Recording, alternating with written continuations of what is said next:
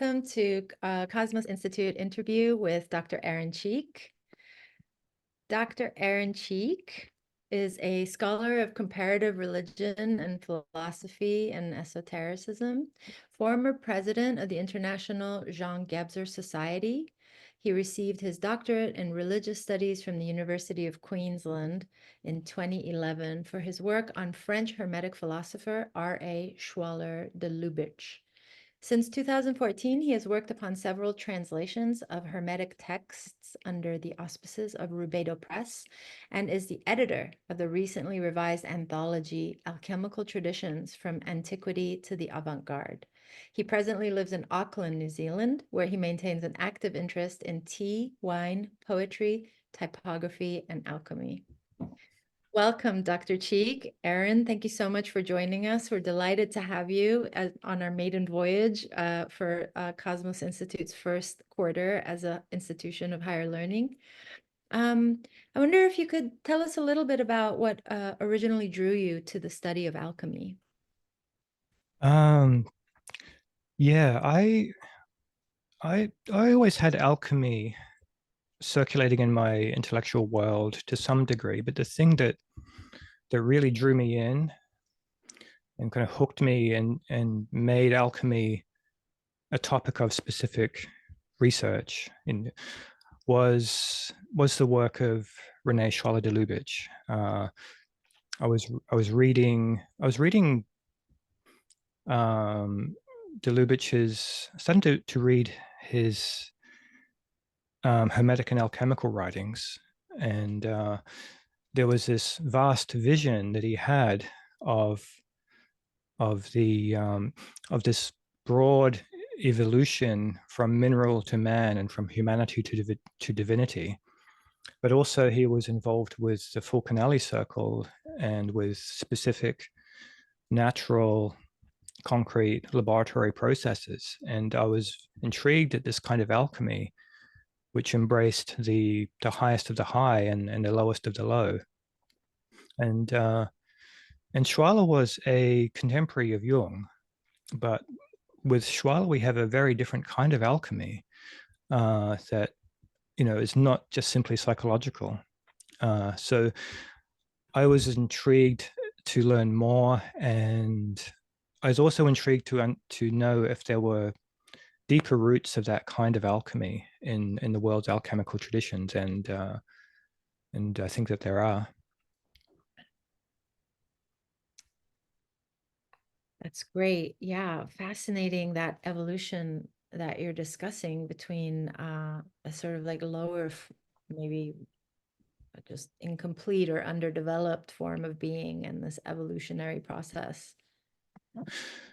Yeah, well, the thing with Schwaller that initially drew me was he was a theorist of the evolution of consciousness, but for him, consciousness, uh, you know, encompasses the metallic and mineral kingdoms. Right, these are not regarded as just dead matter. They are living and to some degree conscious beings, which are the root of an evolution which unfolds from the mineral and metallic kingdoms into the vegetable kingdom, into the animal and the human kingdoms, and beyond. So it's this vast evolutionary path. So that, yeah, I found that particularly intriguing, and I felt I wanted to understand the worldview that came from. Right. And so I wonder, you say that he was an evolutionary, that he was interested in the evolution of consciousness. Is that what drew you to the work of Jean Gebser? Yes, exactly. I was reading uh, Schwaller and Gebser around the same time, and I started reading them both in depth and started seeing very deep correspondences or similarities between their worldviews. Except you could say Gebser is much more philosophical and treats human consciousness from from the beginnings of human history through to the present. And Schwaller was much more of an esotericist, and as I said before, he treats a deeper.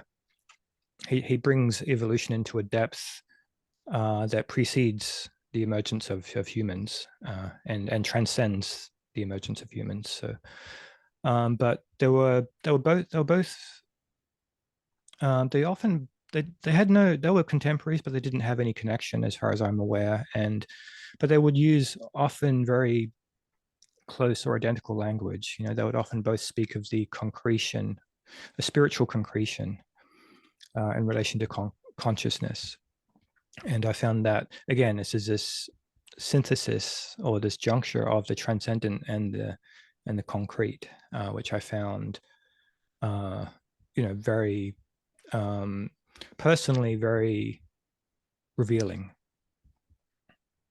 Yes, interesting. And I of course don't know as much about alchemy as you do, but is that connected to the alchemical operation known as coagulatio? Yeah, but generally, I mean, alchemy can be simplified to the solve et coagula, the dissolving and the coagulation. You know, the reducing something to an amorphous fluid state and then to recongeal it into a solid form. So, and both, in one way, one is more spiritual and one is more natural or material. So alchemy does, I think, absolutely embrace both sides.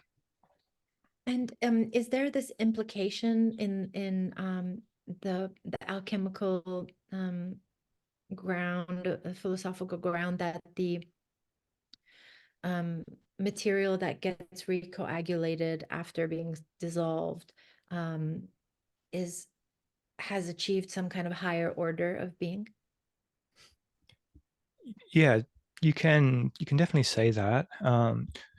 You can say it's just different. It's not necessarily higher, but there is a there is usually a desired teleology to alchemy. You know, there's a desired goal of attaining a more perfect form. And but one thing I found in studying Gebser and Schwaller and the world's alchemical traditions is that this this this perfection that is sought in alchemy, a transmutation towards perfection, the perfection is not to be. It's I think it's misconceived when it's understood as an end goal that one works towards in a developmental manner. You know, it's much more like a primordial, ever-present perfection that we simply it just is ever presently, and we unveil it. We just reveal what is by taking away. Yes. Wow, that's brilliant. I agree with you there because it's a situation that occurs in Jungian studies as well, where the idea of individuation seems to become this developmental thing with an end goal, Mm. uh, whereas the suggestion has been made by some scholars that it's more of a ever-present situation, and certainly in Eastern mysticism and religions, they talk about that the perfection is already there. It's just sort of buried.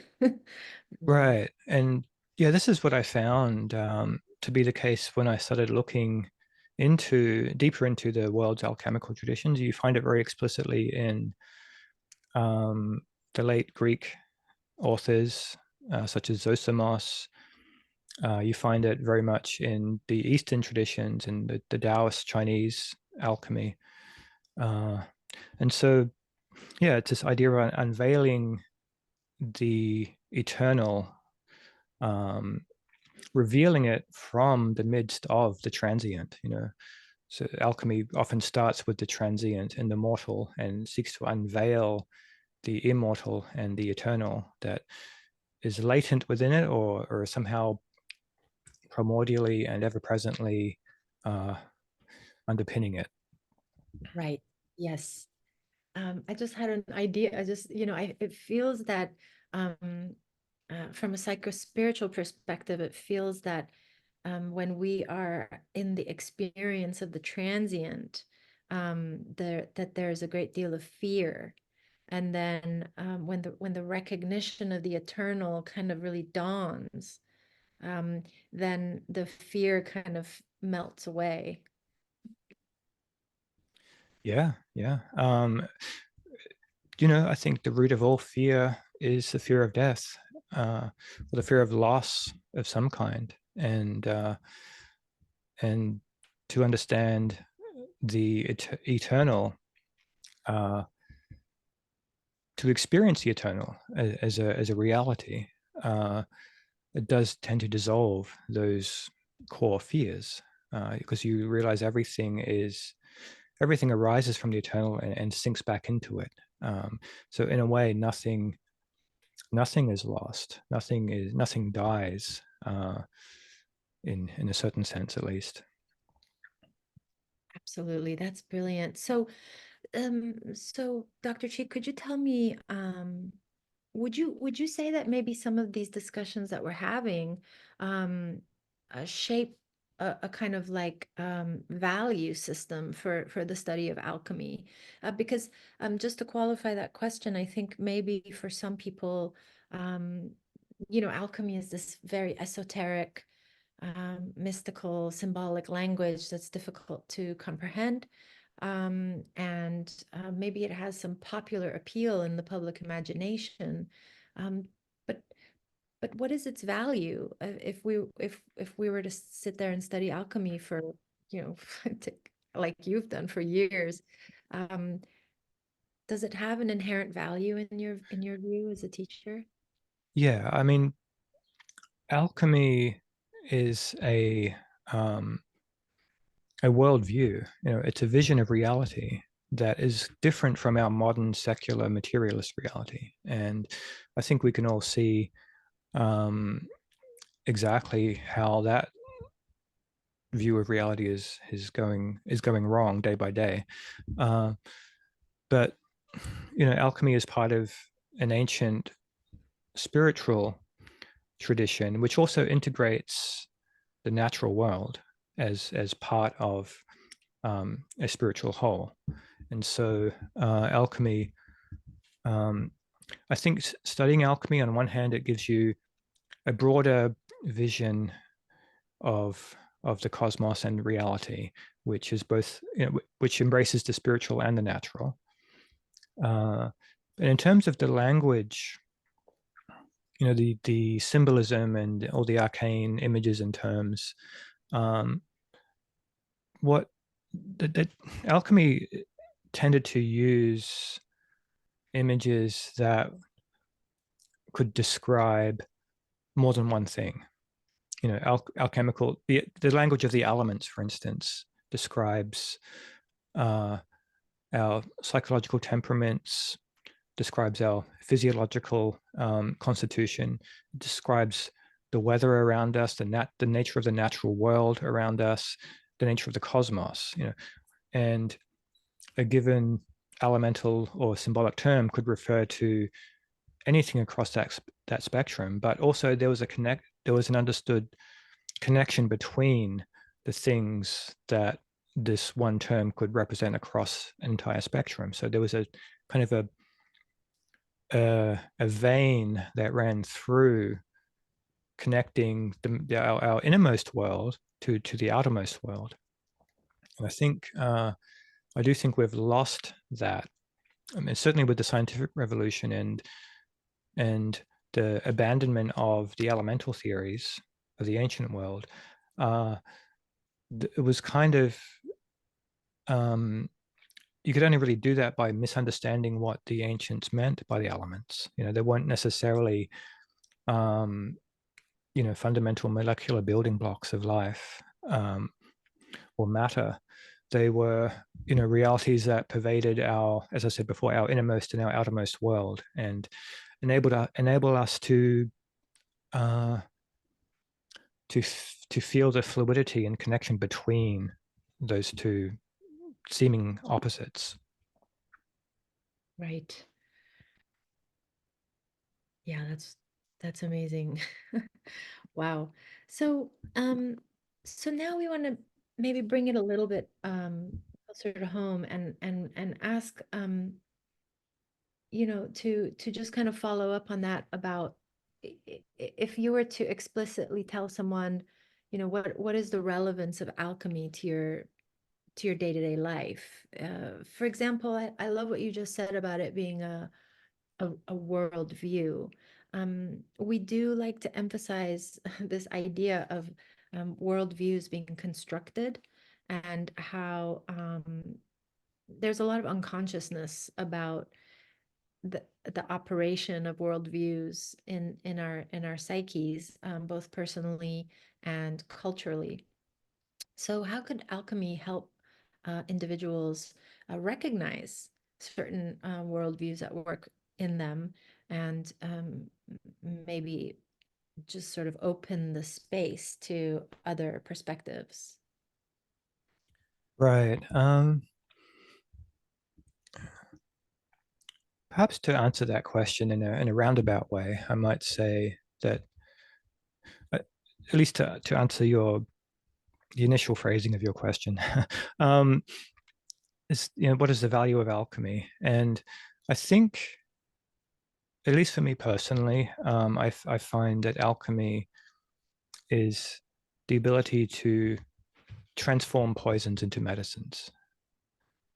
And this might sound arcane and symbolic, but I mean that in the sense that everything in existence is a poison and a medicine, and we can take it as a poison or a medicine depending on our comportment or our attitude or our worldview.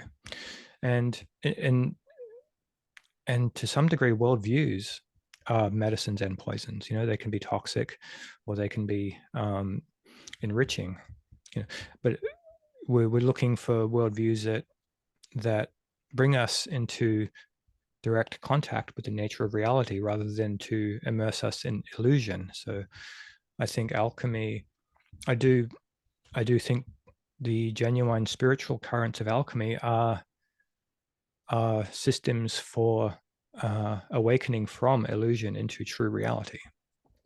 And if we look at the historical record and the traditions of alchemy, especially in the East, and especially in China and in the Tibetan Buddhist alchemy, the ultimate aims of alchemy are explicitly formulated as an awakening to reality, awakening from illusion into the true nature of reality. So, but that involves a transmutation of our illusory worldviews into, and we have to take that as the materia or the substance, the prima materia, which we unveil to reveal the true nature of consciousness and reality. Yes. Ah. So, in that sense, we could say alchemy is a spiritual tradition. Absolutely, it's a spiritual tradition. One thing I'll be dealing with in the course is how alchemy has been approached as both a path of natural philosophy, but also as a path of spiritual liberation and gnosis. And there's a tendency to want to look at alchemy as either one or the other. It's either psycho-spiritual, or it's either sort of natural, proto-scientific laboratory work. And so one thing we'll start to look at is how alchemy is really a two-sided coin, and it embraces both the spiritual and the natural. So, yeah, but I do think that alchemy is ultimately a spiritual path, but that spiritual path has a very distinct teaching about the emergence of the natural world, and often focuses on the process of cosmogenesis as its major motif, as one of its major themes is cosmogenesis. And cosmogenesis, is that like world creation? Yeah, it's the emergence of the cosmos or universe as we know it. You know, how does everything come into being from what? From nothing, from something. Uh, so alchemy is often concerned with this process of cosmogenesis, how everything emerges from the primordial unity and unfolds into the 10,000 things. And this is what the Taoists or the Chinese alchemists said. You know, from the path from one to the 10,000 things is or the Tao, you know, the way. But alchemy, in its spiritual sense, was the reversal of the way. It's taking, you know, an individual thing or being and returning it to the one, the primordial state from which everything emerged. So there's a two arcs, you know, an arc of cosmogenesis and then an arc of return to the origin or the source of cosmogenesis. And I think those two arcs explain alchemy very well. Explains the emergence of the cosmos and the emphasis on the natural world, which is explicit in the tradition, and also the return to the source of all genesis and creation, which is the spiritual dimension of alchemy. Wow, that is brilliant. That's so, I'm getting so excited for the course. Um, so, Dr. Cheek, could you tell us a little bit about some of the specific ways that you're planning on approaching this course? Right. Well, the the main thing I want to do is to provide a broad but detailed overview of the world's alchemical traditions. And so we're going to look at the Western branch, which has begins in Egypt. And we look at the Greek, the Arabic or the Islamicate, and the European alchemical traditions. And then we look at the Eastern branch, which is the, the Taoist or Chinese, the Hindu Tantric, and the Tibetan Tantric or Buddhist lineages of alchemy.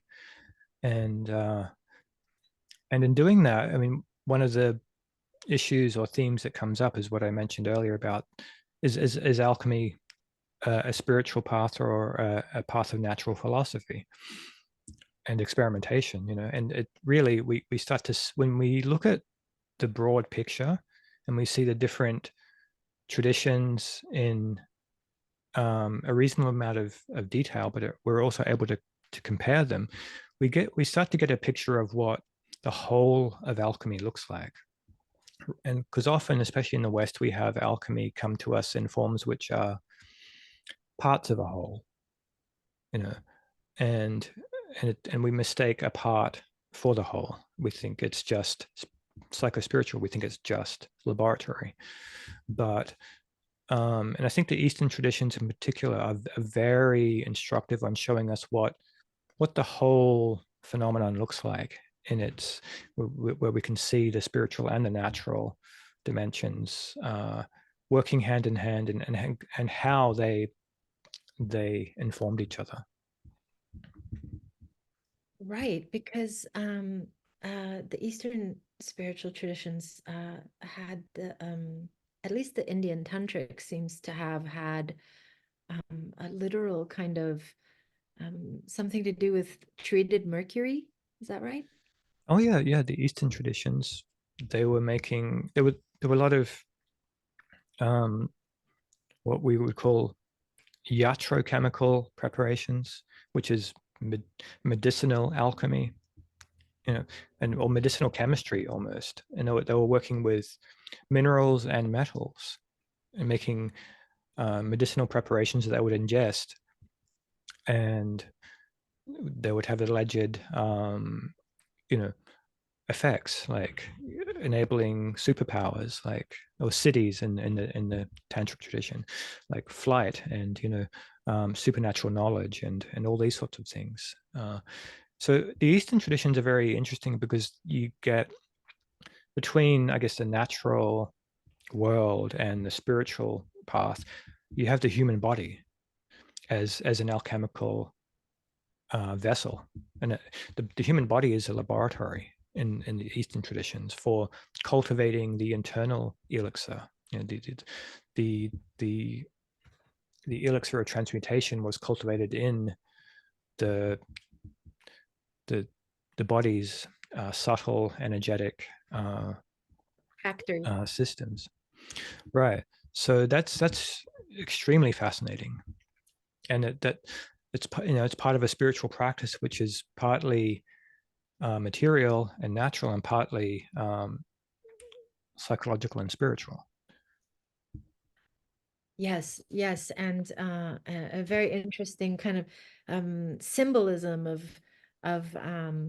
earth, heaven and earth. Mhm. That is certainly a very vital type of marriage in Taoist philosophy, right? Absolutely. Yeah, the ancient conception of the human being was the juncture of heaven and earth. Uh, and that was a vision of the human being in their whole or complete state. That they embraced the metaphysical and the heavenly, the super celestial, and they embraced the earthly, the body and the natural world in which we exist. So that's so interesting. It's making me think of some of the Gnostic traditions, where there's this um, very emphasized negation of the body. Right. But that's the case. That's not so much the case in the more Eastern traditions. Um, yeah, they're embracing the body as a vehicle for liberation. And I do think we have that also in the West. But I mean, certainly the theurgical traditions, which I think are very closely related to the alchemical traditions.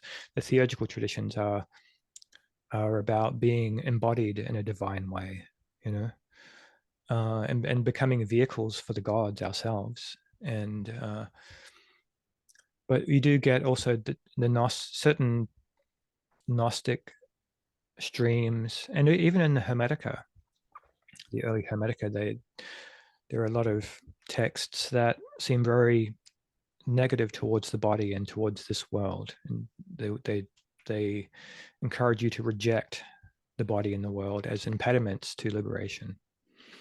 But there's a certain scholars have pointed out that there was kind of a curriculum of Hermetic and Gnostic learning, and at the early stages, you kind of had to at least reject or at least overcome the passions and the devices and desires of the body. In order to have a center of gravity in the above rather than the below.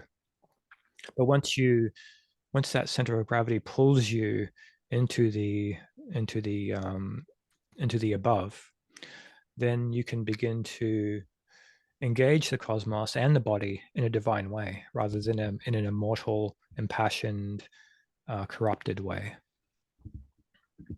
Okay, and so then with that, I know we're veering off course a little, but that would be the maybe the purpose of the purification kind of rituals.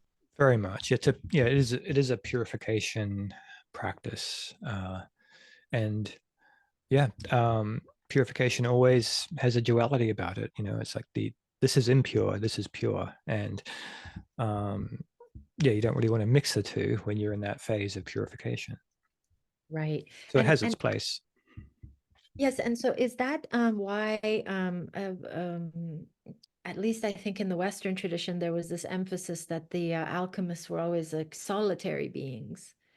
Um, would you say that there seems to be a kind of like austerity there in the sort of presentation of the Western alchemists? Yeah, yeah, absolutely. There are. in the early Arabic tradition, there are the alchemists are associated a lot with purification practices, essentially a hermit type lifestyle, and a lot of moral. There's a lot of moral emphasis, and usually alchemical traditions emerged out of or parallel to existing religious and spiritual paths. So in China, alchemy is Taoist. It's an expression within Taoism. In the Greco-Egyptian world, alchemy is an expression within Hermeticism. And I guess by the time we get in Islam and the Arabic tradition, obviously Islam is a dominant tradition, and alchemy didn't conceive itself as in conflict with Islam. And same with alchemy in Christian Europe, So there were disagreements about this. Some people thought alchemy was, incompatible with their theology. But yeah, generally speaking, alchemists are more solitary. And part of this goes back to a level where, the archetype, one of the archetypes at least for that is a smith or metallurgist, who often had to live at the fringes of society because they were noisy and all of that. And like Hephaestus is this lame blacksmith, toiling away by himself. So that's a definite current in the tradition. I love that connection with Hephaestus because he was such a brilliant artist and created so much beauty. But at the price of his social life, apparently. It happens. Yeah. Absolutely. Well, thank you very much. I just wanted to give you an opportunity to just say anything else that might be on your mind that you feel our students should know. I know we're all very excited to start the class on March 23rd. Yeah, no, thank you for having me on here. And I'm not sure if I have anything more to add, but I'm just busy, finalizing the details of the course. So I'm just going to keep busy doing that. That sounds great. Thank you so much for joining us today, Dr. Cheek. We're so excited to have you teach in our first quarter at Cosmos Institute. And everybody who watched, thank you for joining us. And we'll see you in class on March 23rd. Bye.